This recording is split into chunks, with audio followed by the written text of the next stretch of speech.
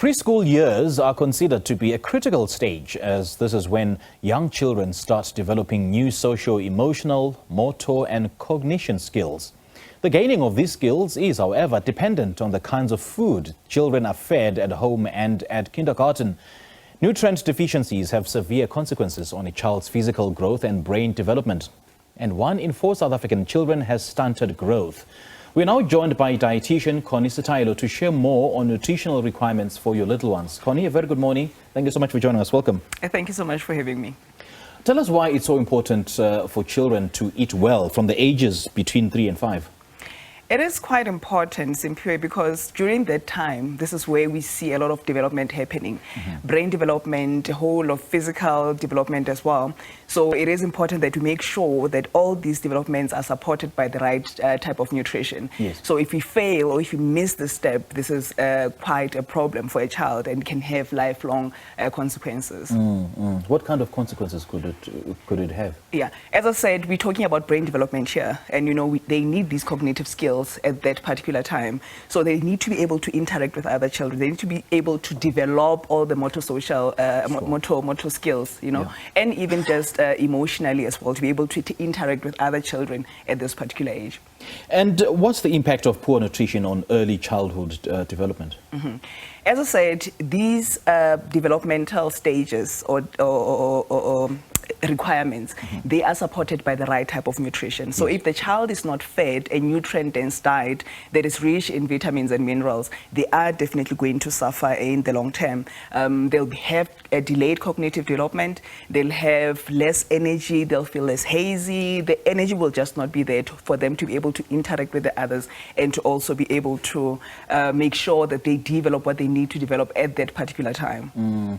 And I would imagine it would be very difficult getting children to adapt to a healthy diet, because children are more, they have an affinity to sweet things or candy. So how do we make good nutrition something that they can actually look forward to and make it more fun?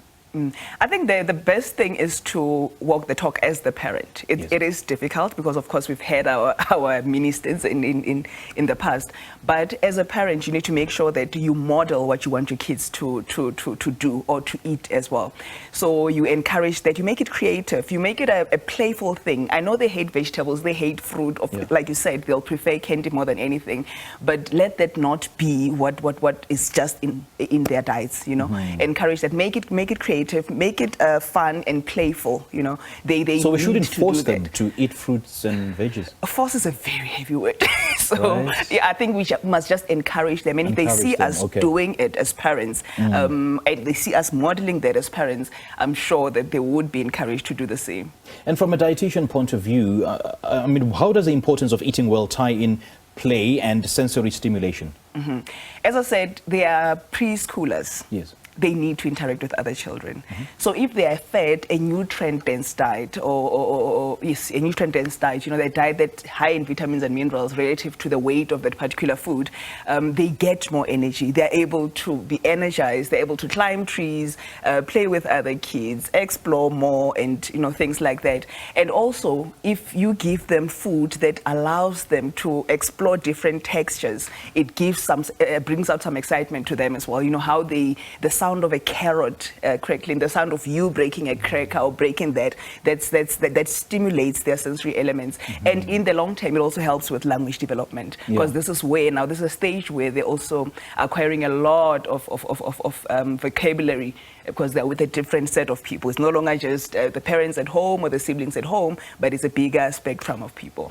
Do you not think it's time that parents solidify relationships with, the kindergarten teachers in terms of ensuring that the teachers see to it that the child eats well or eat healthy, or they have, the right amounts of water every now and then? That is actually very important, Simpiwe, because remember, during preschool stage, they spend a lot of time at kindergarten or with the caregivers. So there has to be a relationship. So which is why even as dietitians we advise that you don't just give the mother the information, you also tap into the space where the children spend a lot of time with, and that is with the caregivers. So it's very, very important that they understand the consequences of doing the positive and doing the negative, you know. And we know that, of course, like you said earlier on, they love they love processed foods. And just explain to the caregivers as well, you know, to say it's nice, it will satisfy them at that particular time, it will excite them, it will keep them quiet for that moment. But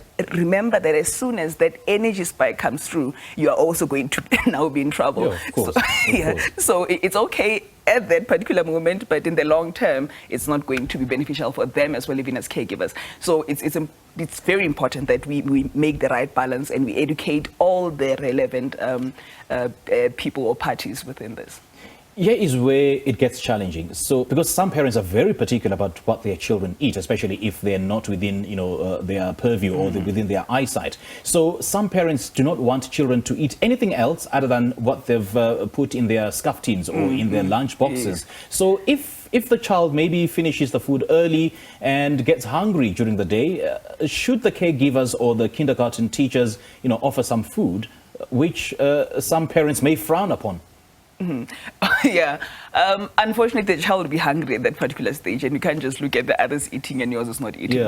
So what we normally advise is that I mentioned nutrient-dense foods. You know, a bit of fruit, a bit of vegetables. You know, wherever possible, some legumes.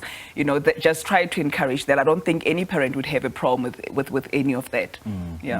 So, what would you advise as a go-to food that would make children, you know, fun eating it and at the same time stay healthy? Okay, that's a tough one. We know our children. I have two beautiful ones myself. I think the fun one, as I said, just to try to stimulate the sensory elements as well. Anything that they're able to grasp, anything that they're able to play with, you know. Fruit and vegetables, you can do carrot sticks, you can do cucumber sticks, you can do whatever. You know, I don't want to sound, you know, too modern, but you can do those things where they play with them, you know. So if you know they hate vegetables within their sandwiches, add some vegetables. That also helps, you know. Creative. Kids love working with things. They love being messy and stuff. If you have dips that you can make yourself, do that. Make them dunk things into everything and just be that, you know, be messy. Just be happy. Earlier on, you said we should walk the talk as parents or as caregivers. So what if I, as a parent, am a vegetarian? Should I also impart the same veganism on my children? That would be very unfair because remember, you are an adult, you had your time and now you made your decisions, you know. So we just encourage a balanced diet, all right? And not to necessarily force anybody to follow what we're following, especially children. Give them the time. As long as you know that as a parent, you're giving them a balanced diet. There's protein, there's vitamins, there's minerals. That's what we are screaming for, you know, that's what we're crying for. They will make their own decisions eventually as they grow up, they grow up, like you did. Right. All right, Conny, great chatting to you. Thank you so much. Thanks for having me. Well, that was Conny Sethaelo, a registered dietitian with many years of knowledge and practical experience in understanding what it takes to nurture, to feed and grow our children into the bright and active superstars of tomorrow.